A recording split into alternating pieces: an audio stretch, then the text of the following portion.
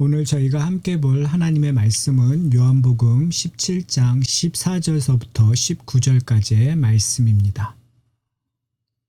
내가 아버지의 말씀을 그들에게 주었사오매 세상이 그들을 미워하였사오니 이는 내가 세상에 속하지 아니함 같이 그들도 세상에 속하지 아니함으로 인함이니이다.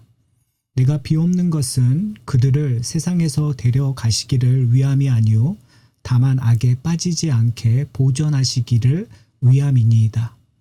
내가 세상에 속하지 아니함 같이 그들도 세상에 속하지 아니하였사옵나이다.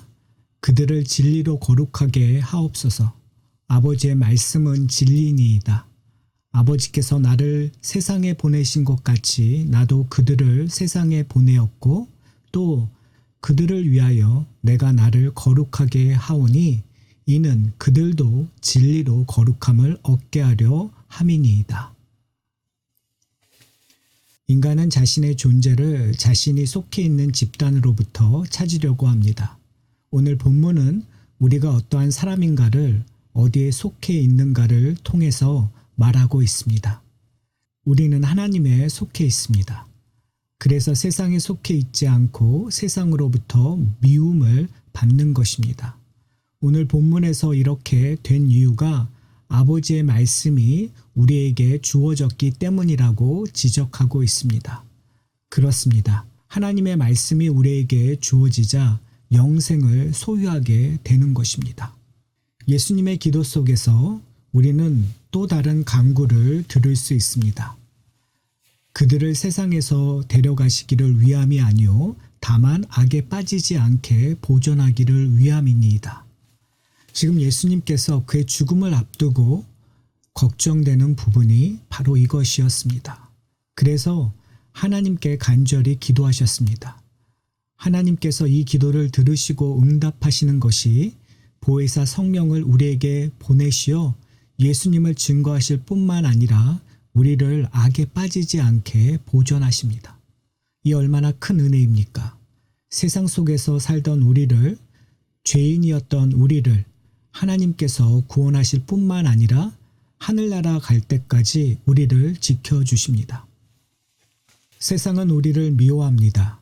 삶이 우리를 괴롭힐 것입니다. 그러나 하나님께서 우리에게 진리를 주심으로 이 고난을 이겨낼 힘을 주셨습니다. 왜냐하면 하나님의 말씀은 진리이기 때문입니다. 진리는 우리를 거룩하게 만든다고 예수님께서 말씀하셨습니다. 거룩하다는 것은 구별된다라는 것입니다. 즉, 세상과 구별되어 하나님께서 원하시는 자녀의 삶을 사는 것입니다. 하나님의 자녀된 우리는 세상이 요구하는 성공과 행복을 쫓는 것이 아니라 하나님 나라의 복을 쫓는 그리스도인입니다. 그렇기 때문에 하늘의 지혜, 방식 그리고 가치관으로 살아가는 것이 성도들의 책임이며 의무입니다. 진리는 우리가 하늘에 속한 자임을 알게 해줍니다. 그럴 때 바울과 실라처럼 매를 맞고 감옥에 구금되어도 하나님께 기도하며 찬양할 수 있는 것입니다. 사랑하는 성도 여러분, 우리가 거룩해져야 하는 이유는 천국 가기 위함이 아니라 하나님께서 우리에게 진리를 주셨기 때문입니다. 어떤 여론조사 결과 70%의 기독교인들이 교회 출석하는 이유가 행복해지기 위해서 교회를 출석한다고 합니다. 우리가 기억해야 할 것은 여기서 말하는 행복이 무엇인가를 알아야 합니다. 세상이 주는 행복이 아니어야 합니다. 만약에 세상이 주는 행복을 얻기 위해 교회를 다닌다면 그것은 아직도 세상에 속해 있다라는 증거입니다. 우리가 추구해야 하는 행복은, 우리가 그리스도인이기에 누리는 행복은 하늘의 행복입니다.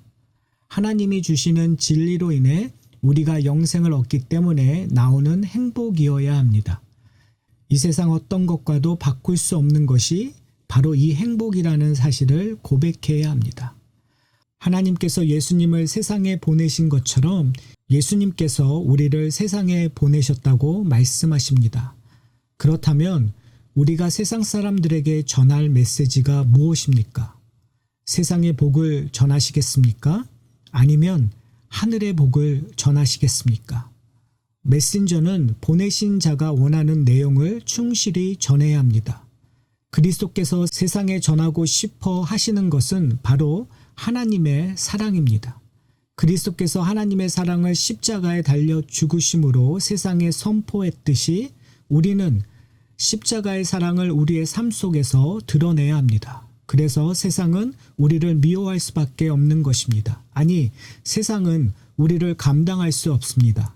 오늘 하루도 여러분의 삶 속에서 그리스도의 메신저 역할을 충실히 수행하는 자들이 되기를 소원합니다. 복음으로 말미암아 거룩해지고 하나님의 사랑을 세상에 선포하는 하루가 되기를 소원합니다.